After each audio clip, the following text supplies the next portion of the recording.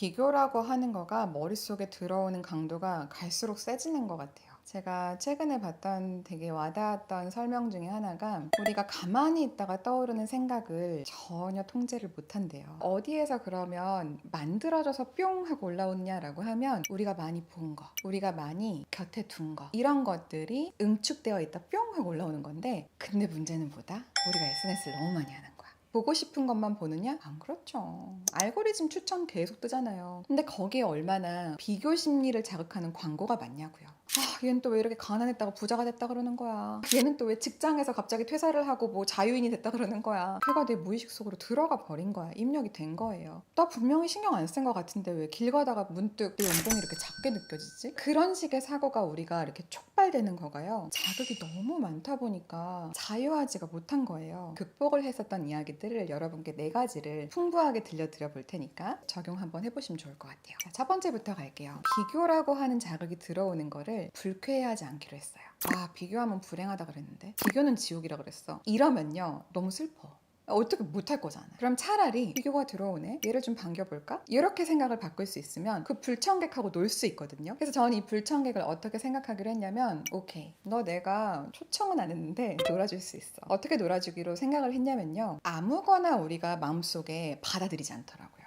예를 들어 김연아 씨가 금메달을 진짜 막 계속 따고 광고비로만 1,400억을 받았다고 하고, 그런 얘기를 들으면서 여러분 막 엄청 현타 오던가요? 돈이 1,000억이 넘게 있대. 나는 뭐 하고 있는 거지? 이렇게 비교하던가요? 그냥 갓 연아 이러고 그냥 말잖아요. 우리가 오히려 어떤 자극이 들어와서 내가 이렇게 발끈하거나 스트레스를 받거나 너 왜 이렇게 영향받지? 라고 할 때는요, 그것이 내가 해볼 법한 건데 안 하고 있기 때문에, 내 욕망이 살짝 건드려졌는데 내 현실과는 차이가 있기 때문에, 그렇기 때문에 내가 스트레스를 보통 받거든요. 그래서 저는 비교가 저를 딱 때리잖아요. 그럼 오히려 어떻게 딱 생각하냐면, 내가 뭔가 성장할 게 있어가지고 자극이 들어오나 보네. 무슨 자극인지 처리 한번 해보자. 내가 이걸 받아들이기로 하면 성장할 거고, 쳐내면 그냥 없는 사건 되는 거니까 한번 처리해보자, 이렇게 생각하는 거죠. 난 이만큼 벌면 됐어 라고 생각을 했는데 이만큼 버는 사람이 눈앞에 등장을 했어요. 근데 그거에서 내가 영향을 받아. 그러면 어떻게 저게 가능했을까? 거꾸로 에너지를 돌리는 거예요. 내가 해볼 수 있는 어떤 내용은 아니었을까? 내가 혹시 뭘 몰라가지고 못하고 있었던 건 아닐까? 나도 한번 이번 기회에 저거를 알아차리고 알아감으로써 한 뼘 성장해볼까? 이런 식으로 좋은 자극으로 받아들이는 거죠. 이렇게 대처를 하기 시작하니까 비교라고 하는 게 들어와도 불편하기보다는 좀 반가운 그런 마음을 가질 수 있게 된 게 1번이고요. 그 다음에 2번째는요, 그 비교가 들어왔을 때 시점 보정을 반드시 들어갑니다. 이게 무슨 말이냐면, 저희 아들이 지금 10살이에요. 3학년이거든요. 근데 5학년 형이랑 되게 가까이 살아서 자주 어울려요. 둘 다 과학을 되게 좋아해요. 그러다 보니까 이 형은 시간만 나면 무슨 과학 동화를 읽고 과학 유튜브를 보더라고요. 그래서 되게 박식해요. 아들한테 지적인 자극을 빡 주는 거예요. 그럼 우리 아들이 어떻게 반응을 하는지를 봤더니, 형은 되게 똑똑한데 나는 되게 멍청해, 일로 가더라고요. 내가 문제가 있는 걸까? 뭐 이런 식으로 생각을 하더라고요. 아들아, 형은 너보다 365일을 2바퀴 더 살았어. 그렇기 때문에 학교를 2년을 더 다녔어. 그렇게만 놓고 봐도 벌써 네 인생을 놓고 봤을 때 2년은 네 인생의 엄청 큰 부분이거든. 넌 10살밖에 안 됐으니까. 그만큼을 먼저 살았는데 심지어 과학을 좋아하잖아. 그러니까 당연히 너보다 아는 게 많은 거야. 근데 네가 과학이 진짜 좋잖아? 네가 만약에 요 2년 동안 진짜 집중해서 형이 부럽기 때문에 과학 공부를 할 예정이잖아? 그러면 너는 형 나이가 됐을 때는 진짜 과학 영재가 되어 있을 수도 있어. 형이 먼저 산 인생에 대해서 부럽다라고 느끼면 시점 보정 한번 들어가 보자, 이랬더니 아들이 얼굴이 환해진 거예요. 그런 것처럼 이게 차라리 학년이 어릴 때는요, 우리가 그냥 학년에다가 기댈 수가 있어요. 성인이 된 다음엔 그게 안 보이니까 더 어려운 거야. 쟤는 어린데 돈을 많이 버는데 난 나이가 들었는데 왜 못 벌지? 이렇게 되면 이제 역전된 것까지 계산해서 나 인생 잘못 살았나? 여기까지 간단 말이에요. 내가 비교를 하는 걸 인생 대 인생으로 볼 게 아니라 국소 영역의 시점 비교 들어가야 되는 거예요. 쟤는 돈을 잘 벌기 위한 고민을 언제부터 했을까? 돈을 잘 버는 것과 관련된 경험들을 언제부터 쌓았을까? 이렇게 딱 놓고 보면요, 잘 버는 친구들은 그만큼 시간 투자를 했어. 내가 요거에 에너지를 쓴 적이 있었나 없었나의 문제거든요.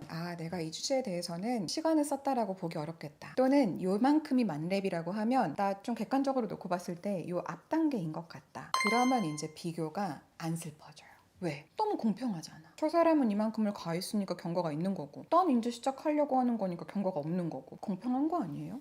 그러면 이제 억울하지 않지. 세 번째는요. 너무 차원을 하나로 놓고 보는 거 아닌가. 돈으로 그냥 이어서 가볼게요. 쟤는 돈이 많아. 나는 왜 없지? 쟤는 연봉이 높아. 왜 내 연봉은 낮지? 돈만 놓고 보는 거야, 모든 거를. 그러기 시작을 하면요. 이게 되게 저차원이고 한차원이기 때문에 벗어날 수가 없어. 근데 우리 인생은 그렇게 저차원이고 한차원으로 구성되어 있던가요? 돈이 해결되면 막 모든 게 해결되던가요? 안 그렇잖아요. 저는 그런 식으로 하나의 차원이 저를 괴롭히잖아요. 그러면 차원 이동을 좀 해봐요. 예를 들어서 저분은 돈을 되게 잘 버시네? 대신 저만큼 많이 버느라고 결혼을 안 하셨네. 잘 생각해보면 누군가가 되게 집중할 수 있는 시간에 내가 다른 성질의 과업을 동시에 처리하느라고 에너지가 분산이 됐기 때문에 저 사람이 내고 있는 파괴력을 나는 못 내는 게 맞는 거야. 내가 에너지를 원띵으로 몰입할 수 있고 응집할 수 있는 시간이 나한테 허락되잖아? 너 못할 예정이 아니야. 왜 인생이 꼭 그렇게 한 차원이어야 되나? 아닐 수도 있잖아. 이렇게 또 우리가 그 주장을 기각할 수도 있는 거예요. 네 번째는요. 만약에 해결되지 않은 어떤 부러움이 있다고 쳐봅시다. 내가 만약에 어차피 극복할 수 없는 누군가의 부러움이 있잖아요. 그러면 그땐 또 어떻게 이걸 해결하면 좋으냐면 그게 나에게 왔다면 모든 게 해결인가? 이거 한번 생각해 보자고요. 난 태어나 보니까 금수저가 아니네? 그럼 내가 금수저면 내가 갖고 싶은 게 다 해결돼요? 나는 고등학교 때 시간을 이렇게 보낸 바람에 서울대생이 아니네? 그럼 서울대 가면 모든 게 해결이 돼요? 아니라고 말할 수 있는 사건 다 떠오르지 않아요? 재벌 남자랑 결혼했으나 너무 슬퍼진 연예인 사례, 서울대를 들어갔으나 왜 그렇게 인생을 마감하지? 우리가 생각하는 궁극의 어떤 것을 가진 누군가가 그것이 있음에도 불구하고 해결되지 않았다. 그래서 더 허무하다. 그래서 더 힘들다. 이런 사건도 너무 많지 않아요? 내가 시간을 이렇게 보냈기 때문에 가질 수 없었던 어떤 것을 너무 슬퍼하기보다는 여전히 열등감 가지고 살아가기보다는 그게 왔어도 또 그때부터 게임 시작이야. 그게 내 거라고 치자. 달라지는 거 있어? 타는 차가 조금 더 화려할 수는 있겠지. 누워있는 집이 조금 더 좋은 지역에 있을 수는 있겠지. 먹는 밥이 조금 더 맛있을 수는 있겠지. 근데 그거 말고 뭐가 더 있는데? 없을걸요? 저는 그래서 그런 식으로 너무 또 대단해 보이는 것들을 보면 저게 뭐가 그렇게 중요해. 아프리카에 있는데 방글라데시에 있는데 행복한 사람들이 더 부럽다 뭐. 이렇게 생각하면서 또 마음의 중심을 잡기도 해요. 우리가 욕심껏 가는 건 좋아요. 열정이 있는 것도 좋아요. 더 잘 살아보고 싶어서 마음이 막 부글부글 끓는 거 전 굉장히 건강하다고 생각해요. 근데 그거에 화상 입으면 안 되잖아. 그거에 화상을 입어서 내가 다쳐가지고 병 나가지고 병원 들어가야 되면 그건 원하는 게 아니잖아요. 그러니 이 불을 잘 조절하고 살아야 되더라고요. 내 마음에 들어온 불을 우리 잘 다뤄봅시다. 잘 다루면서 건강하게 그 불과 함께 살아갔으면 좋겠습니다. 최근에 제가 기사를 봤는데 외로움이라는 감정이 우리를 되게 세게 강타할 거다. 이 외로움이라고 하는 것과 싸우게 되는 거가 엄청 큰 사회의 이슈가 될 거다라고 하는 내용이 나오더라고요.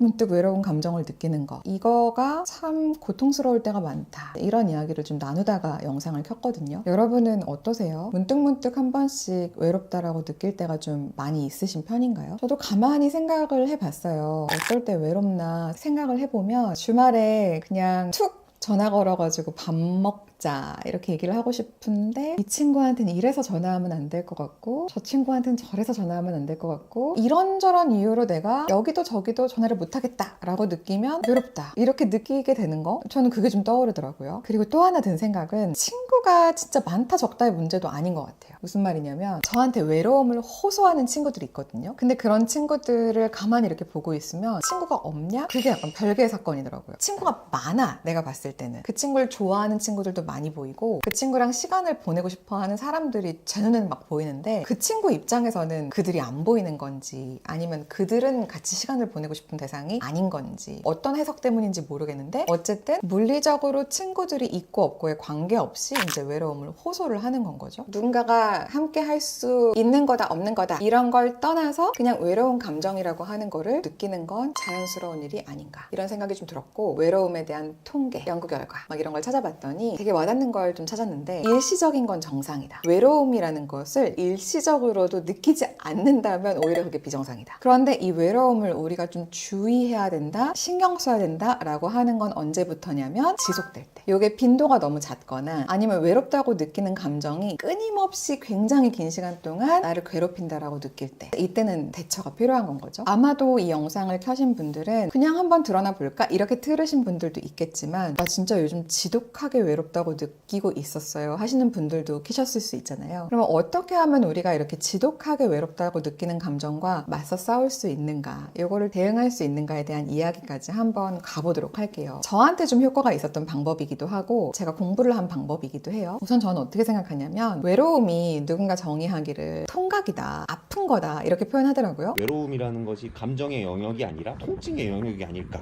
그러면 우리가 아플 때 어떻게 하면 안 아프냐를 생각을 해보는 거죠. 전 사실 항상 목 디스크 때문에 목에 통증이 있거든요. 근데 어떨 때 이 목 디스크가 있다는 것조차 있냐라고 생각했을 때는 갑자기 집중할 거리가 생겼을 때, 진짜 맛있는 음식이 와가지고 갑자기 흥분 상태가 되거나, 아니면 왜 그런 거 있잖아요. 너무 재밌는 보고 싶었던 뭔가를 보게 돼가지고 한참을 보고 있게 돼가지고 정신없이 빠져들게 됐다거나, 뭔가 그 집중할 거리 때문에 내가 아팠던 거를 잠시 잊는 거예요. 근데 외로움이라고 하는 게 이런 식으로 통각이라면 우리는 집중할 거리가 생기면 잠시 외로움이 사라지는 경험을 하게 되잖아요. 비유해 볼게요. 방금 목 아팠던 게 안 아파지는 것처럼 내가 갑자기 먹을 거리가 생기거나, 아니면 뭔가 굉장히 재밌는 볼거리가 생기거나, 아니면 누군가와 함께 해야 되는 어떤 일들 때문에 내가 거기에 정말 가담을 해야 되거나, 이럴 때 우리가 외로움을 느낄 새가 없게 되는 게 좀 있는데, 저는 이거를 역이용해 봤으면 좋겠는 거는, 나 오늘 좀 외롭네? 집중할 거리가 없는 거 아닌가? 집중할 거리를 한번 만들어 볼까? 라고 생각을 하면서 내가 집중을 즉시 할 수 있는 것들을 만들어 놓는 거죠. 제가 책에도 적었던 내용인 건데, 우리가 힘들거나 우울할 때 대처할 수 있는 나를 반드시 기쁘게 하는 것들에 대해서 리스트를 평소에 좀 정리를 해봐 보자, 뭐 이런 얘기를 한 적이 있어요. 사람마다 이게 다르거든요. 자연 좋은 한적한 곳으로 가가지고 좋은 공기를 마시면 기분이 좋아지는 사람이 있는가 하면, 저는 어떨 때 좀 기분이 좋아지냐면 푹 잘 수 있을 때, 아니면 내가 평소에 좀 읽고 싶었던 책, 내가 생각하고 싶었던 거리, 이런 것들이 나한테 주어져서 기분이 좋아진다라든지, 아니면 있잖아요. 여러분 지금 영상에 집중을 하고 있다면 제가 여러분한테 말하는 거, 요거를 내가 마치 친구랑 만나는 것처럼 감각하는 것도 전 되게 효과적이더라고요. 그래서 저는 있잖아요. 그냥 혼자 있는데 내가 누군가랑 함께 있는 것처럼 느끼고 싶다, 이렇게 느낄 때 사실 되게 좋아하는 유튜버들의 영상을 틀어놓고 제가 상상하기도 해요. 나랑 둘이 있는 거다, 이렇게 생각을 하고 그냥 내 감정을 되게 공감해주는 어떤 이야기를 내가 듣게 됐지 뭐야 라고 생각을 한 다음에, 책도 그런 식으로 능동적으로 읽고요, 영상도 그런 식으로 능동적으로 보기 시작하면 훨씬 재밌더라고요. 살아있다고 느끼고, 친구랑 만나도 내가 이런 걸 기대했던 거 아닐까? 라고 생각을 해보면 마음이 되게 편안해지는 게 좀 있지 않아요? 그런 식으로 우리가 내가 마음을 둘 대상이 필요했던 거다라는 걸 인지를 하면, 내가 어디에 마음을 둠으로써 외로움이라고 느끼는 이 감정을 너무 묵상하거나 너무 길게 생각하거나 여기에 푹 빠지게 되는, 마치 늪속으로 계속 들어가게 되는 것 같은 현상을 내가 좀 막아볼 수 있을까라고 하는 거에 대해서 우리는 생각해 볼 수가 있다는 건 거죠. 저는 요즘 그래서 책도 그렇게 읽어요. 절대로 숙제처럼 읽지 않거든요. 저는 사실 발췌독을 해요. 내가 궁금했던 거를 저자가 말할 것 같은 부분으로 뛰어들어서 그 부분들만 재밌게 보는 거예요. 처음부터 끝까지 읽어야 된다라고 보고 숙제처럼 보면 관심이 없는 영역도 견뎌야 되고, 안 보고 싶은 내용도 읽어내야 하고, 그때 졸리기라도 하면 나를 자책도 해야 되고, 전 책 읽다 그렇게 고통받는 게 싫더라고요. 그렇게 능동적인 독서를 할 때 마음이 되게 좋아지더라고요. 어쩌면 여러분은 저랑은 좀 타입이 다르네요 라고 느끼실 수도 있잖아요. 그래서 전 여러분들의 타입에서 여러분들이 즐거울 수 있는 걸 찾아보는 거 완전 강추해요. 산으로 올라가 보시는 것도 좋을 거고, 난 수영할래, 물속으로 들어가서 시원한 물을 좀 느낄 거야 이러면 물속으로 들어가시는 것도 좋을 거고, 맛있는 걸 해 먹어볼까 이러고 요리를 하는 것도 재밌을 수 있을 거고, 온라인에서 친구를 찾는 것도 굉장히 좋은 방법일 수 있어요. 요즘 오코목달 커뮤니티에 들어오셨다가 취미도 같고 관심도 같고 생각도 같은 사람들을 만나는 바람에 옛날 친구들을 안 만나고 요즘 만난 오코목달 식구들하고 시간을 보내느라고 시간 가는 줄 모른다 라고 얘기하는 식구들이 진짜 많아졌거든요. 오코목달이 뭐야 하실 수도 있을 텐데, 제가 만들어 놓은 커뮤니티 이름이에요. 컨텐츠가 비슷한 사람들끼리 뭉쳐서 노는 분위기가 있거든요. 나랑 취향이 같고 관심사가 같은 사람 만나잖아요. 그러면 오랜 친구보다 더 신선하고 재밌기도 하거든요. 또 그게 사람이 새로운 친구를 사귀는 재미기도 하잖아요. 근데 그런 식으로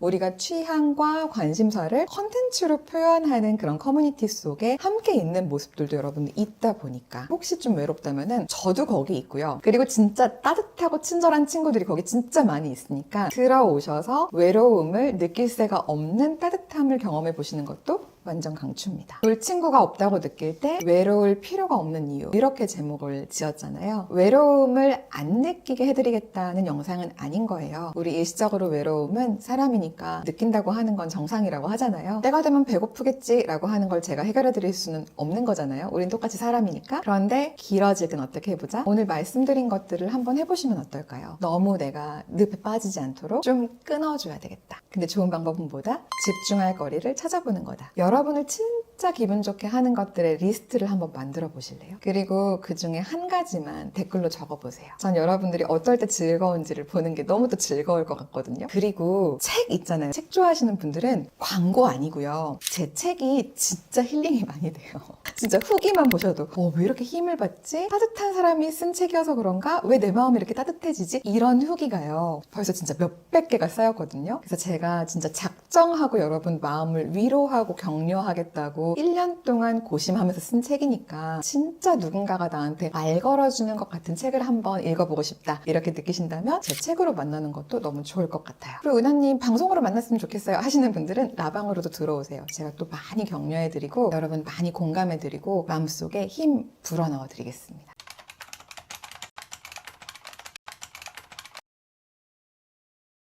어떻게 보면 나는 머릿속에서 생각이 너무 많은 거예요. 생각이 되게 많은 것 자체가 상대방을 위한 배려다라고 내 스스로 믿고 있는 걸 수 있어요. 예를 들어 내가 여기에서 먹고 싶은 걸 주장해버리는 순간 상대방은 그러면 진짜 먹고 싶은 걸 못 먹을 수도 있는 건데, 이런 식으로 내 머릿속에서는 되게 여러 개가 떠오르는 거야. 난 에너지를 써서 상대방을 배려를 했는데 근데 그게 거꾸로 되게 배려 없는 행동이었다라는 이야기를 들으면 이제 충격을 받는 거죠. 그러니까 이런 일들이 사실은 배려심이 넘치는 사람들한테 되게 자주 나타나는 현상이고, 그리고 또 하나는 뭐냐면 내가 그렇게 배려심이 넘치잖아요. 그러면 뭘 기대하냐면 배려심이 넘치는 행동이 돌아오는 걸 기대해요.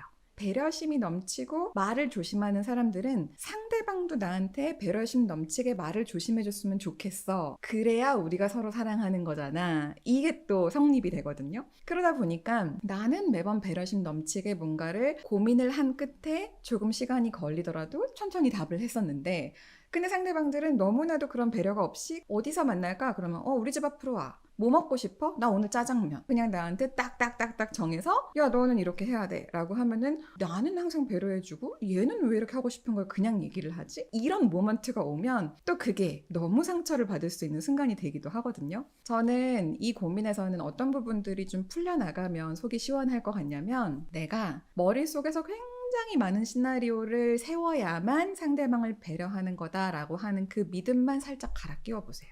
내가 원하는 거를 먼저 말하고 어때? 라고 물어도 괜찮다. 예를 들어 그런 거죠. 사실 나는 짜장면이 먹고 싶어. 근데 너는 어때? 그리고 그때 가능성을 어떻게 열어두면 좋겠냐면, 짜장면이 싫다고 하면 나는 안 먹을 수도 있어. 그러면 많은 게 단축되거든요. 아까 그런 얘기도 했잖아요. 회사에 가는데 누가 기분이 안 좋아 보여. 그러면 왜 기분이 안 좋을까? 혹시 나 때문일까? 내가 어제 혹시 무슨 실수했나? 혹시 내가 원인 제공을 한 건 아닐까라고 하는 그런 모든 시나리오를 테이킹하기 전에 기분이 되게 안 좋아 보여. 무슨 일 있어? 이렇게 물어보는 거죠. 그렇게 물어보는 게 무례한 게 아니잖아요. 그리고 내가 뭔가를 먹고 싶었다라고 얘기하는 것도 무례한 게 아니잖아요. 머릿속에 처음 떠오르는 생각을 예의 바르게 표현해보자. 특히나 이렇게 배려심이 넘치는 친구들은 유튜브에서 잘못된 조언을 받으면 너도 그냥 하고 싶은 말 막 해 막 이러면 그게 또 맞는 조언이냐라고 했을 땐 그렇지 않아. 왜냐면 또 이런 성향들은 괜히 차갑게 말하고 나서 사람들이 떠나잖아? 그러면 되게 잘못한 것 같거든. 내가 말을 너무 세게 하는 바람에 얘가 원래는 무슨 일이 있으면 나한테 전화를 하던 애인데 이제 나한테 전화를 안 하네? 그럼 또 이제 혼자서 내가 뭘 잘못했나? 일로 가면 이게 오히려 마음이 편해진 게 아니라 되게 나답지 않게 행동을 한 것 때문에 인간관계가 망가진 것 때문에 또 2차 스트레스를 받을 수가 있거든. 그러니까 차라리 그럴 때에는 단단해진다라고 하는 것을 손절한다, 나쁜 말을 막 한다, 나도 뭐 배려 없게 행동한다 이렇게 생각하지 마시고, 머릿속에 떠오르는 수만 가지 이야기들 중에 그냥 첫 번째 이야기가 떠올랐을 때 너무 버퍼링 걸지 말고 그냥 한번 예의 바르게 물어보자.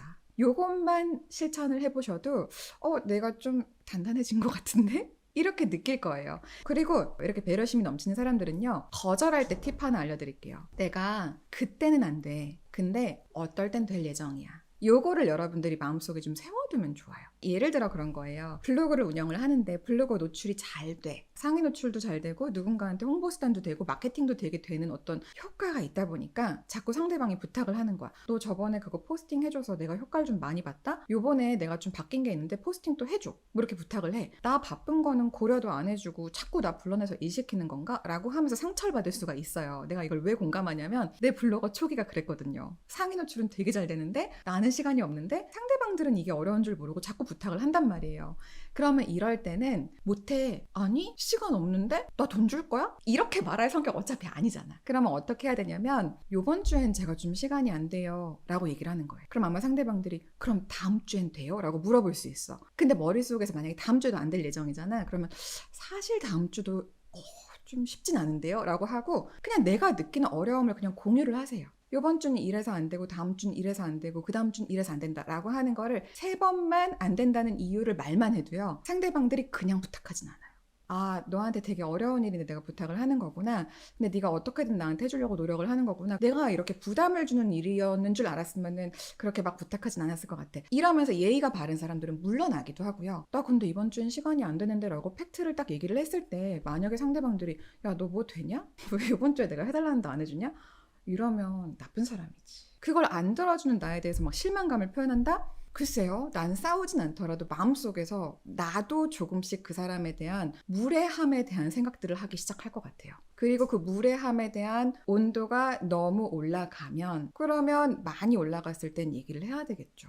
근데 만약에 상대방이 그걸 받아들이지 못한다? 저는 그러면 그거는 조금 건강한 관계는 아니었다라고 생각을 해요. 그래서 중요한 건 뭐다? 내가 상대방을 돕고 싶은 의도는 있는 거예요. 그리고 내가 상대방한테 좋은 사람이고 싶은 의도는 여전히 있는 거예요. 하지만 서로가 무엇을 지켰으면 좋겠다라고 하는 것을 우리가 좀 알았으면 좋겠냐면 사회적인 관계 속에서의 예의의 거리. 이건 부부간에도 마찬가지거든요. 예를 들어서 남편이고 아내라고 해도 아내가 요번 주가 내가 몸이 좀 힘든 주간이야. 그래서 너무 예민할 수 있어. 잠이 많이 와. 그럼 남편한테도 요번 주는 나 좀 도와줘. 이렇게 얘기를 해서 남편이 설거지도 해주고 집안일도 해주고 이러면 그 부분 되게 잘 살 거예요. 근데 그게 아니고 와이프가 되게 막 컨디션이 안 좋고 정말 호르몬적으로 많이 떨어지는 주간인데도 야, 빨래가 안 돼 있어. 설거지가 안 돼 있어. 청소가 안 돼 있어. 넌 집에서 뭐 했냐? 이런 식으로 한다면 사랑하는 부부관계라도 그 무례함을 견딜 수 있는 사람은 시간이 지났을 때 저는 불가능하다고 봐요. 부부싸움은 칼로 물베기다. 우리는 그냥 일심동체다. 무슨 동체가 어딨어.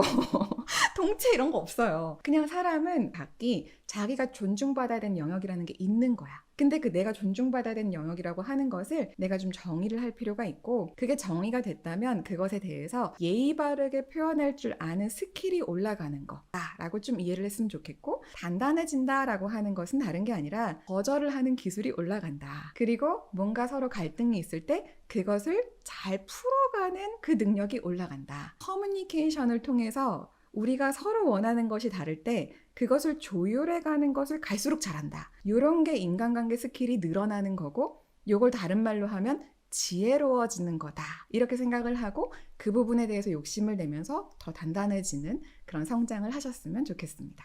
우리가 나다움에 대한 얘기를 할 때 아무래도 주어가 나다 보니까 나에 대한 생각 진짜 많이 하는 것 같아요. 나는 어떤 사람일까? 나는 어떻게 살아야 될까? 나다움을 찾기 위해서 뭐를 좀 봤으면 좋겠냐면 관계 안에서의 나를 한번 생각해보면 좋겠다는 생각이 들었어요. 내 주변에 관계가 엉키기 시작하면 스트레스를 되게 많이 받으면서 요즘 난 별로 행복하지가 않아. 일로 되게 간단 말이에요. 내가 누군가와 관계 맺음을 해 나가는 과정 가운데 나는 이 안에서 스트레스를 너무 많이 받아. 할 때 우리가 되게 많이 슬퍼지고 우울해지고 다른 결정을 하게 되는 그런 일들이 되게 연쇄적으로 벌어지는데 그러다 보니 저는 나다움이라는 걸 생각할 때 오히려 me에 집중하기보다 그래서 난 누구와 이거를 좀 생각해보면 어떨까? 내가 누구와 함께 있을 때 가장 나답고 내가 누구와 함께 있을 때 가장 행복하고 내가 누구에게 인정을 받았을 때 인정받았다고 느끼는가를 생각을 해보면 이게 사람마다 되게 다르거든요. 제가 예전에 읽었던 책에서 그런 말을 들은 적이 있어요. 인정받고 싶은 대상들이 누구나 있다. 난 그 말이 너무 와닿았던 게 연애할 때 생각해볼까요? 내가 너무 사랑받고 싶은 이성이 있어. 그 사람이 네가 너무 예뻐, 난 네가 너무 좋아 라고 말을 할 때 우리가 행복한 거지 나는 내 남자친구로 내 여자친구로 고려한 적이 없는 누군가가 자꾸 나한테 와서 나는 네가 너무 예뻐, 나는 네가 너무 좋아 이러면 징그럽단 말이에요. 뭔가 접근 금지령을 내리고 싶어지는 것이 그 책에서 얘기한 거랑 일맥상통한다고 생각해요. 인정받고 싶은 욕구가 누구에게나 있다. 하지만 중요한 건 뭐다? 내가 인정받고 싶은 대상이 있다. 사람마다 그 대상이 다르다. 저는 거기서 진짜 머리가 빵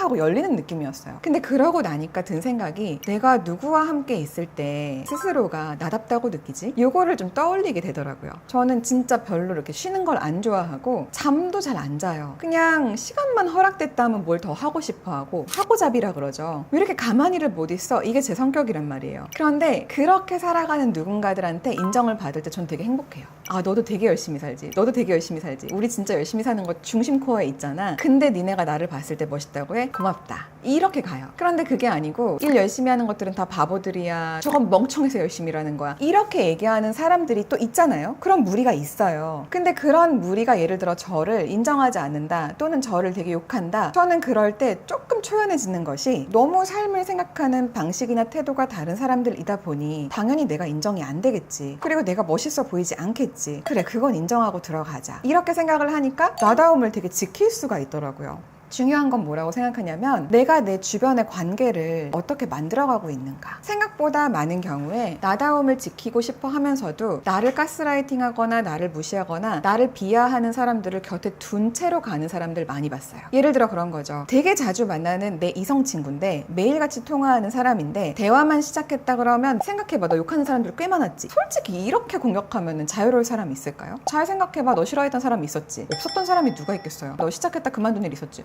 없었던 사람이 누가 있겠어요? 근데 그런 식으로 계속 공격하고 흠집을 내고, 이런 사람을 곁에 두고도 소중한 사람이야, 나랑 시간을 함께 해주잖아, 나를 만나러 또 집 앞으로 오잖아, 이러고 그냥 그 관계를 유지하고 있는 건 아닐까. 안 했으면 좋겠어요. 나다움을 찾기 위해서는 나를 해치는 관계는 정리를 하는 것이 좀 필요하다. 또 하나, 내가 나다울 수 있도록 지지해주는 관계로 내 관계를 주변을 세팅해도 괜찮다. 예를 들어 그런 거예요. 저는 일을 할 때 너무 완벽하게 하다 보니까 누군가를 되게 피곤하게 할 수 있어요. 누군가는 오 대표랑 일하는 거 너무 힘들어, 저긴 너무 예민해, 저긴 너무 많은 변수를 고려해, 이러면서 되게 진절머리나 할 수도 있거든요. 근데 제가 저한테 그런 성향이 있는 걸 안 이후로는 같이 일하는 파트너를 그런 사람들하고만 해요. 왜? 반대 성향이랑 일을 하면 힘들거든. 그러니까 이게 다른 데로 가면 나다울 수 없는 조건으로 즉시 성립이 되는데, 그런 결의 사람들끼리 모여 있으면 나 되게 잘 살고 있다, 이렇게 또 느낄 수 있게 만들어주는 것이, 그게 또 주변 환경이더라고요. 그래서 우리가 나다움을 찾을 때요, 나는 어떤 사람이지? 좋지만 내가 어떤 사람인지를 알았다면 내 주변을 나 같은 사람들로 좀 채워봐요. 또는 적어도 내가 부러운 사람들로, 건강한 사람들로 좀 채워봐요. 거꾸로 부럽지만 건강하지 않은 사람 제끼세요.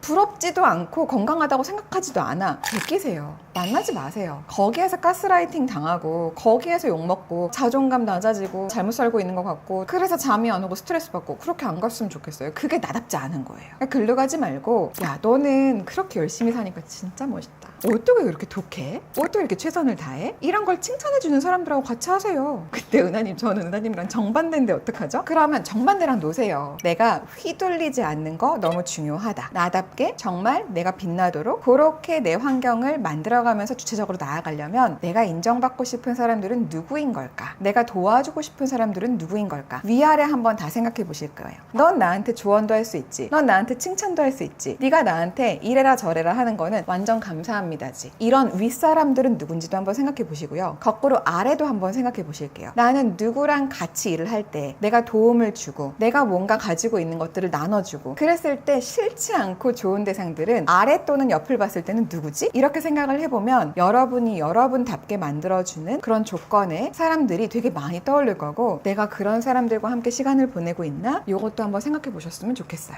제가 사실 일을 할 때 되게 일에 집중을 하고 직진하는 성격이에요. 그래서 어떤 프로젝트가 시작이 되거나 목표 지점이 보이면 거기까지 막 달리는 거죠. 내가 학점을 따야 되겠다 그러면 만점이 아니면 싫어, 프로젝트가 떴는데 공모전인데 대상이 아니면 싫어, 이런 것처럼 꼭 누구를 눌러야 된다는 게 아니라, 그냥 내가 생각하는, 내가 받고 싶은 만점이 있어요. 절대값이야 오히려. 근데 거기서 실점을 하기를 너무 싫어하니까 그 실점을 안 하기 위해서 내가 쓰고 싶은 내 시간이 있어요. 근데 그거를 온전히 쓰려고 하다 보면 상대방을 위한 시간이 상대적으로 너무 없는 거예요. 연애할 때 그걸로 되게 많이 부딪혔어요. 나는 공부를 이만큼을 하고 싶은데 상대방은 놀자고 들어오는데 나는 놀 시간이 내 마음에 없는 거야. 그러면은 자꾸 얘기를 하게 되는 거죠. 난 놀 시간이 없어. 그거를 받아주는 사람이 사람이 있는가 하면 그렇게는 안 되지. 나야 공부야 선택해. 양자택일의 순간으로 몰고 가는 사람들이 있었어요. 저는 사실 매번 양자택일을 요구하는 사람들하고는 헤어졌었어요. 그래서 나중엔 어떤 생각을 좀 했었냐면 난 결혼을 못할 수도 있겠다. 나는 그냥 내가 하고 싶은 거를 하겠다고 주구장창 주장을 하다가 누군가와 어우러져 살아가는 거에 실패할 것 같고, 그래서 이렇게 그냥 결혼을 못한 채로 시간이 흘러갈 수도 있겠다 라는 생각이 들었을 때 그때 남편이 등장을 했고, 남편은 되게 잘 맞춰줬었어요. 그러다가 우리는 결혼을 했고 지금도 사실 그러고 살아요. 서로가 서로의 시간을 되게 배려를 많이 해요. 바쁠 예정이구나 그러면 내가 뭘 도와줄까? 이게 서로가 그냥 가지고 있는 자세예요. 그래서 저는 오히려 무슨 얘기를 좀 하고 싶냐면, 내가 나를 희생시켜서 어떤 기간을 끌고 갈 수도 있겠지만 그 희생이 너무 커지면 또 병이 나더라고요. 그래서 저는 오히려 여러분들이 내가 좀 맞춰주고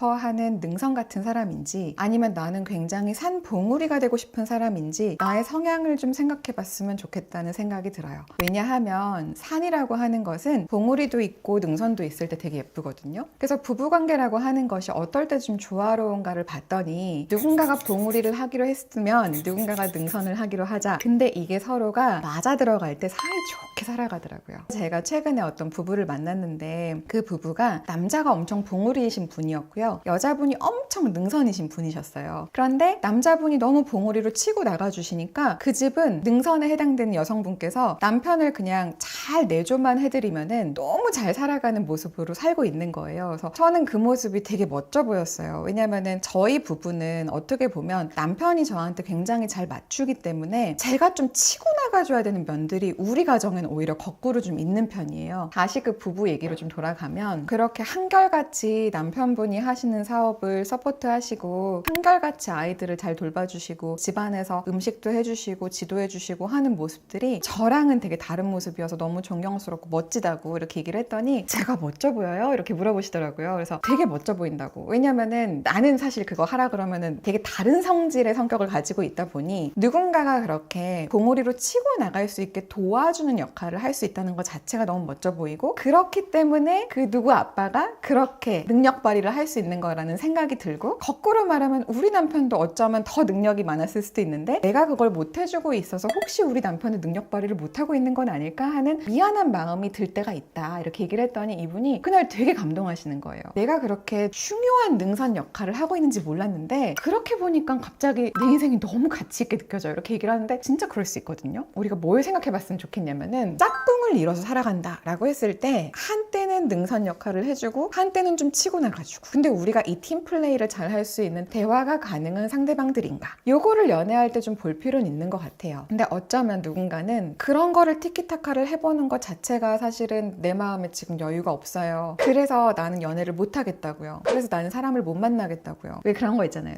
준비가 다 되면 그때 결혼할 거야, 이런 생각 진짜 많이들 하시잖아요. 그런데 제가 40살까지 먹어보니까요, 어떤 경우가 훨씬 더 많냐면요, 결혼을 해버렸어. 그랬더니 그 책임감 때문에 내가 달라졌어. 이런 일도 진짜 많이 생기거든요. 그래서 오히려 생각보다 너무 사랑하기 때문에 질렀더니 질러버린 그 사건 때문에 내가 더 어른이 됐고 내가 더 성장했고, 그래서 나는 어쩌면 혼자였다면 못했을 수도 있는 어떤 괴력을 내가 사랑하는 식구들 때문에 발휘하게 됐어. 이런 시나리오도 얼마든지 많기 때문에 거꾸로 성숙한 누군가가 되자, 그리고 성숙한 상대방이 되기로 하자. 그리고 제가 왜 아까 저를 되게 이기적인 사람으로 표현을 했지만 우리 남편이 되게 저를 이타적인 사람으로 봐주는 어떤 측면들은 굉장히 성실하게 노력을 한 끝에 뭔가가 생겼다면 항상 가족과 나눠요. 그러니까 우리 남편은 그 고마움이 또 있는 거야. 이 사람 되게 열심히 일을 하고 그렇게 해서 결국은 누가 혜택을 보느냐? 우리 가족이 혜택을 본다. 그러니 밀어주자. 막 또 이런 게 있거든요. 그런 식으로 여러분들이 내가 좀 이기심을 부릴 때에는 결국 이 이기심이라고 하는 것은 우리 모두의 행복의 크기를 키우기 위한 이기심이다 라고 하는 것들을 잘 소통할 수만 있다면, 상대방을 좀 밀어줘야 되는 지금 그런 시간표구나, 상대방이 잘 할 수 있도록 내가 도움을 힘껏 주면 내가 도움이 필요할 때 상대방이 나를 밀어줄 수도 있겠구나, 그렇게 우리가 서로 간에 개주 뛰는 것처럼 바톤 터치 해가면서, 아기가 태어났을 때는 남편이 와이프를 좀 밀어주고, 그리고 애가 좀 크고 나면은 남편이 또 열심히 일을 할 수 있게 와이프가 또 밀어주고, 이렇게 서로가 바톤 터치 해가면서 가는 되게 멋진 플레이구나 라고 하는 것을 그릴 수 있게 해주면 하면 오히려 가족이 생겼기 때문에 내가 더 즐겁고 탄탄하게 일을 할 수 있는 환경도 얼마든지 만들어질 수 있거든요. 그러한 가능성을 여러분들이 열어두고 내가 관계를 만들어 간다라고 하는 것을 내가 원하는 모습으로 가기 위해서 시행착오를 겪을 수도 있겠구나, 시간을 좀 써야 될 수도 있겠구나, 관계 속에서 내가 나를 좀 더 온전히 알아간다라고 하는 것은 인생에 있어서는 굉장히 중요한 부분 아닐까라고 하는 거를 생각한다면 조금 더 시야가 트이고 공기가 좀 들어오고 머리가 좀 시원해지는 그런 느낌들을 좀 경험하지 않을까,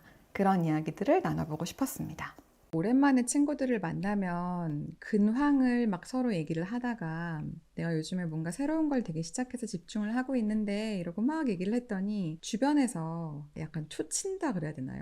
들었을 때 상처가 되는 말들을 하는 사람들이 있어요. 예를 들어서 제가 아는 지인이 뜨개질을 해가지고 뜨개질을 한 걸로 만든 것을 온라인에 파는 걸 시작을 한 거예요. 그랬는데 모임에 나갔더니 친구가 한마디를 한 거죠. 야, 그거 해서 뭐 돈은 좀 버냐? 그거 얼마나 만들 수 있냐? 되게 고생스럽기만 하고 헛짓거리 시작한 것 같은데? 이런 식으로 말을 좀 못되게 하는 친구를 만나고 집에 왔더니 너무 상처가 된 거죠. 며칠 동안 잠이 안 오더래요. 그래서 이제 그 얘기를 털어놓은 거예요. 너무 힘들다. 내가 요즘에 재미를 붙이고 집중을 하는 주제가 생겼는데 그때 했던 말들이 귓가에서 떠나지를 않는다. 이제 이렇게 고민을 좀 얘기를 한 거예요. 근데 이제 그 이야기를 딱 꺼냈을 때 듣고 있는 사람이 좀 많았어요. 어떻게 대화가 번져갔냐면 나도 그런 적 있다, 이렇게 되게 많이 얘기들을 한 거예요. 나도 요즘에 SNS 시작했는데 우리 남편이 뭐 그거 해서 돈은 좀 벌겠냐, 애나 똑바로 봐라, 뭐 이렇게 얘기를 했다, 뭐 이런 얘기도 듣고, 자격증을 따려고 노력을 하고 있는데 가족들이 유행 다 지난 거 그런 걸 자격증을 따러 다니냐, 딴 걸 해봐라, 뭐 이렇게 얘기를 한다든지. 그러니까 한마디로 나는 뭔가 되게 들떠가지고 시작을 했는데 주변에서 누군가는 그 가치를 되게 이렇게 확 눌러버리는 거죠. 그리고 그냥 쓸데없는 짓 한다, 이렇게 일축을 하는 거예요. 저도 그런 적이 있었어요. 제가 뭔가를 도전을 하고 있었는데 가르쳐 주시는 분한테 꽤 큰 돈을 지불을 했고 실행하는 과정에서도 계속 재료비가 들어가는 거예요. 그래서 그렇게 돈을 쓰고 있었는데 제 친구 하나가 가만히 있으면 그 돈을 아끼기라도 하지, 잔고가 사라지고 있잖아, 왜 그런 짓을 해? 이렇게 얘기를 하더라고요. 그 며칠 가더라고요. 그 말을 들은 거가. 이런 사건을 우리가 경험을 할 때 자존감의 상처를 입었다, 이제 이런 표현들을 좀 많이 하는 것 같아요. 왜냐면 내가 그냥 존중받고 싶은 마음이고 내가 살아가는 모습 그 자체를 누군가가 인정해줬으면 좋겠는 마음인 건데 네가 하는 행동은 의미가 없어, 되게 헛짓거리야, 결과가 네가 원하는 대로 안 올걸, 이렇게 표현을 해버리면은 그 자리에서는 어떻게 넘어갈 수 있겠지만 진짜 영향을 많이 받는 거죠. 그 주제가 이제 저희한테 나눠졌을 때 제가 무슨 얘기를 좀 해줬냐면은, 우선은 그렇게 이야기를 한 사람이 너무나도 걱정 가득한 마음으로, 진심으로 더 잘 지냈으면 좋겠는 마음으로, 더 건설적이고 생산적이고 뭔가 돈 되는 걸 했으면 좋겠는 마음으로 말을 했을 가능성보다 그냥 말을 그렇게 못되게 하는 사람이었을 수 있다. 그러니 말버릇 자체가 그런 사람이니까 나의 진짜 안녕을 막 걱정해줬다라고 생각하지 말고, 그 사람은 되게 아무렇지 않게 무심코 그냥 돌을 던진 거죠. 근데 개구리는 맞아 죽는 거야. 그런 상황일 수 있으니까 우선은 그런 말을 하는 사람이 어떤 성향인지를 좀 보자. 그리고 그 사람이 마음을 담아서 진심으로 위로를 하고 격려를 하는 게 아니라면 그냥 마음에 담아두지 않았으면 좋겠다 라고 얘기를 했더니 다들 맞아. 내 주변에도 그런 사람이 있어. 저는 그리고 거꾸로 이제 그런 상황에서 또 어디까지 가봤으면 좋겠냐면은, 그렇게 비판을 할 거고 비난을 할 거면 그럼 뭘 해야 되는데? 이렇게 물었는데 만약에 그쪽에서 할 말이 없다, 그러면 그냥 대책 없이 내가 하고 있는 거에 대해서 그냥 비난만 한 거죠. 의도가 못됐잖아요. 별로 그렇게 내가 이거를 진지하게 따뜻하게 받아야 될 조언이 아니었을 수 있다, 확인하는 거 하나 필요하고, 두 번째는 저 같은 경우에는 그런 식의 화법이 날라오면 어떻게 하냐면, 확인하는 거조차 갈등이 되는 게 싫다 할 때에는 화제를 돌려봐요. 그 사람이 좋아할 만한 화제로. 예를 들어서 그냥 너 왜 그때 얘기했던 거 있잖아, 그건 어떻게 됐어? 그냥 이렇게 하는 거죠. 그러니까 이 사람은 A를 던졌는데 A 다시를 해주는 게 아니고 그냥 그 사람이 옛날에 얘기했던 어떤 B에 대한 얘기를 하는 거예요. 동문서답하는 거죠. 그래서 너 B는 어떻게 됐어? 이렇게 물었는데, 그럴 때 그냥 B로 넘어가는 사람이 있어요. 그럼 그건 차라리다. 나한테 그냥 말을 좀 성의 없게, 좀 못됐게 하긴 했지만 우리가 다른 주제로 대화를 해보니까 대화가 잘 통한다, 일로 가면 너무 다행인데, 극단적으로는 그렇게 B로 대화를 돌리려고 했는데 아니 초점 돌리지 말고 돈은 되냐고 이러면서 다시 이렇게 상체기를 내는 대화로 돌아오는 경우들이 있어요. 자꾸만 대화가 그쪽에서는 펀치를 날리고 나는 자꾸 맞아야 된다면 그 관계를 계속 만나야 되는 게 맞을까요? 두 번, 세 번을 만났는데 계속 그런 버릇이 있다? 이거는 내가 나를 보호할 필요가 있겠다. 그리고 보잖아요. 그 사람이 나한테만 그러는 게 아니라 모든 사람한테 되게 비관적인 가능성이 있어요. 그래서 어쩌면 사실 인간관계가 되게 좁고 친구도 별로 없고 사람들한테 그 사람 어때? 라고 물어보면 대체로 난 좀 불편해서 안 만나 이렇게 말을 하는 사람이 많은 사람. 근데 그런 사람들을 꼭 착한 사람들이 만나주더라고. 그리고 이 사람은 받아주니까 그냥 계속 폭행을 가하는 거죠. 그래서 저는 여러분들이 혹시나 이 이야기를 들으면서 그러고 보니까 나한테도 그랬던 친구가 있어. 나한테도 그랬던 선배가 있어. 라고 한다면 방금 말씀드린 것처럼 일단 화제를 한번 돌려보시고요. 화제를 돌리려고 했는데 안 돌아간다. 계속 그냥 폭행을 날린다. 그러면 대안이 뭐야? 라고 한번 물어보시고요. 그런데도 이게 해결되지 않는다. 그러면 막 싸우지 마시고요. 그냥 마음속에서 나의 아까운 시간을 이 사람과 보내지 말아야겠다. 그냥 이렇게 결심을 좀 했으면 좋겠어요. 시간이라는 게 되게 소중하더라고요. 내가 그 사람을 안 만날 시간에 정말 좋은 말을 해주는 사람을 만날 수도 있는 거예요.